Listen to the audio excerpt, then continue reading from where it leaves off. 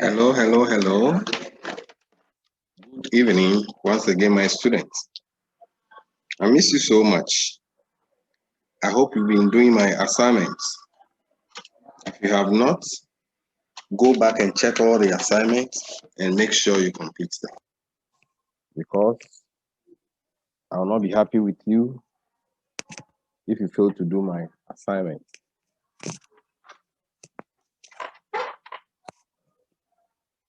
Yes, we have been looking at timber. We have looked at some properties of timber, various types of timber. Today, I want us to look at the processes or the stages of processing timber. The timber you see or the artifact you see made of wood, the wood we agree or we saw is obtained from the tree. However, the tree does not just jump and come to or turn into timber or turn into the table in our classroom. Some people put in some effort in order to make the timber available or the wood available for the woodworker to use to produce the various artifacts or items we have in our home. So let's look at those processes of making the timber or producing the timber for the various uses. So to begin with, what are the processes or stages through which the timber is produced? We have three main processes through which we obtain the timber. We have what we call felling. We also have convention and seasoning. Let's take these topics or these processes one after the other and look at what exactly they mean.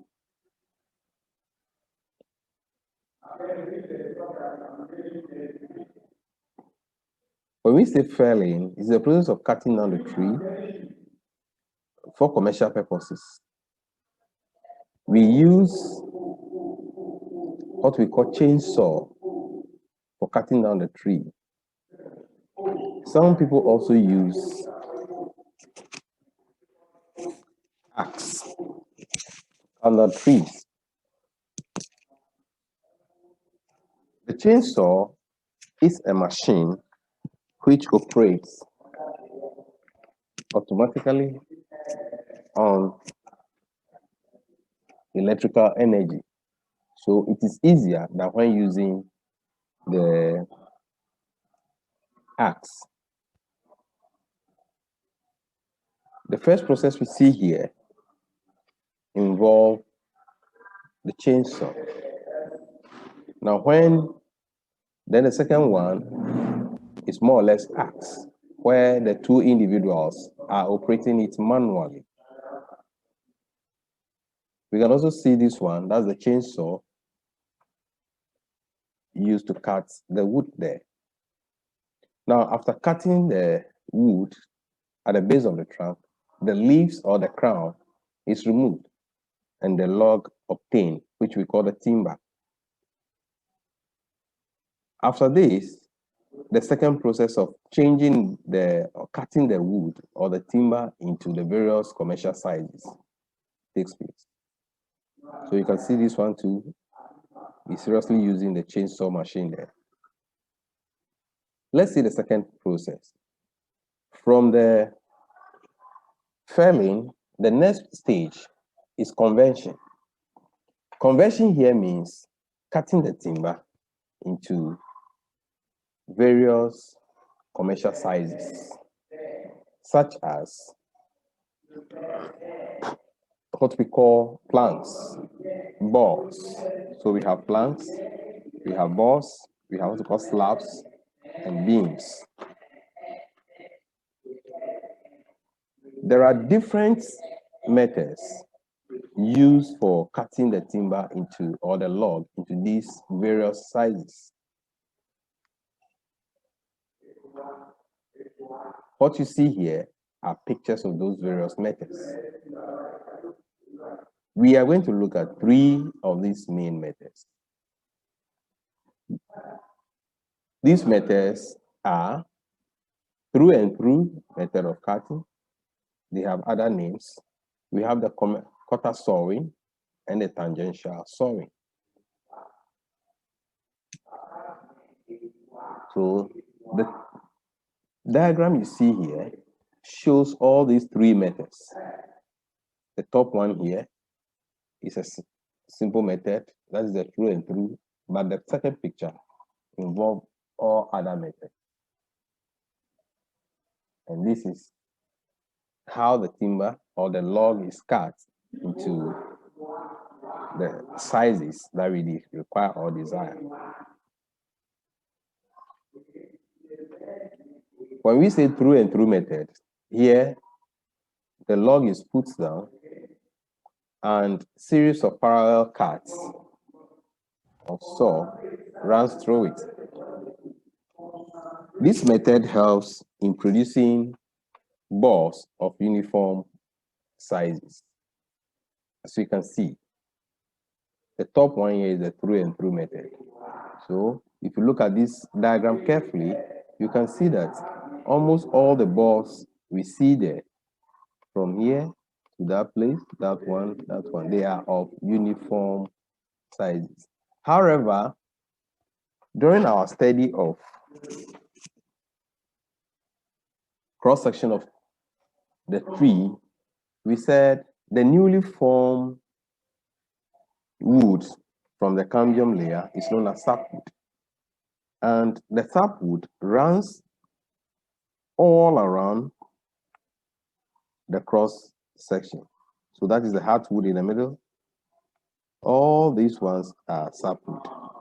Comparing these to the through and through method we have up here, it implies that each of these bores that have been cut will have sapwood at both ends, and that is a disadvantage. However, it comes with some advantages. And what are these advantages? It is a simple way of, or method of cutting the timber. Why? Because there is little roast.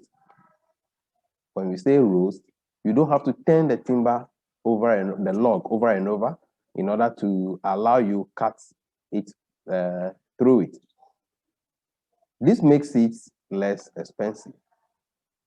It is also suitable for producing, for mass production of bores. Mass production of bores. When we say mass production, it allows you to cut the bores in large quantity and very fast. You spend less time doing this since you don't have to turn the board over and over. However, everything that comes with advantages also comes with disadvantages. As I said from the beginning, all the cut boards will have sapwood along both sides.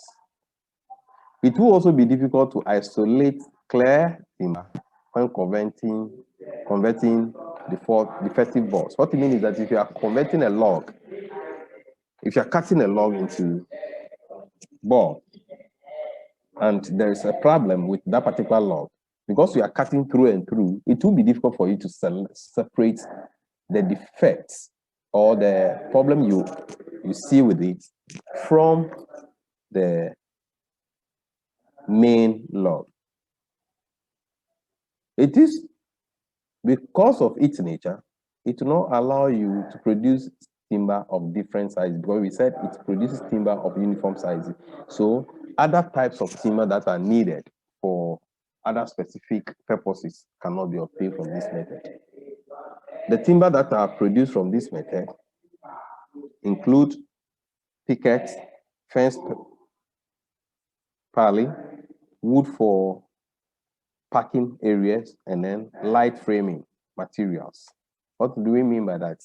If you want to erect a concrete, you need something to form a mold in which you pour the concrete. That's what we call framing. And the through and through method is used or allows you to cut boards that are used for such purpose.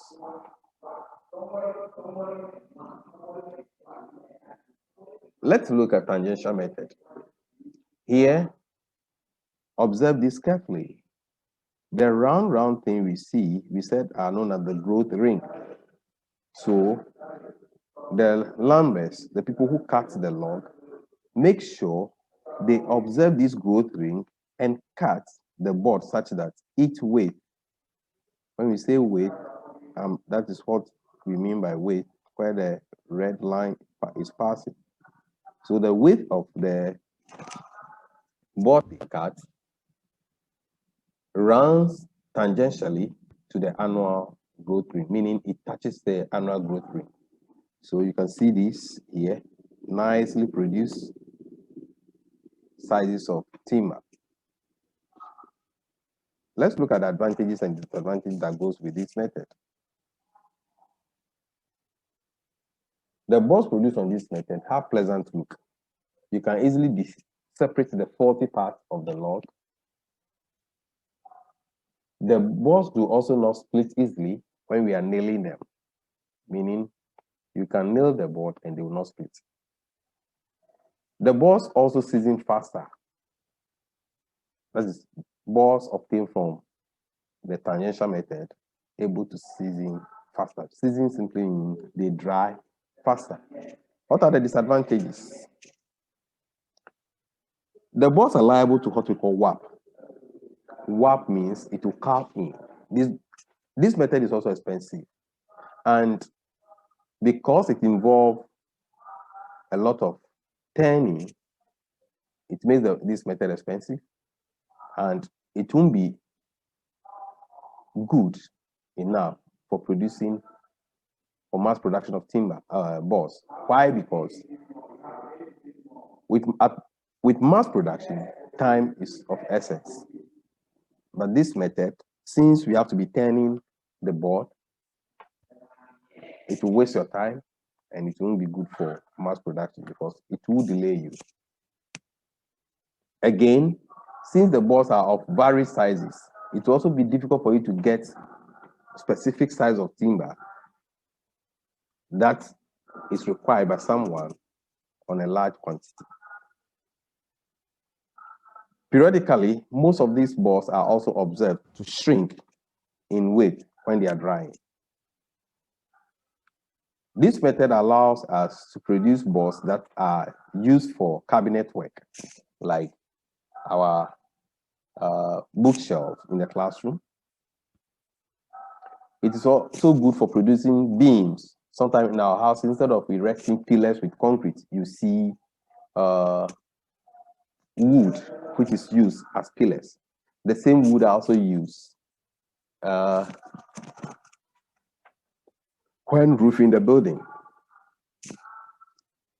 When someone is building a container, the planks that we put on them, the container before we put the roofing sheet, those beams are all produced from this method.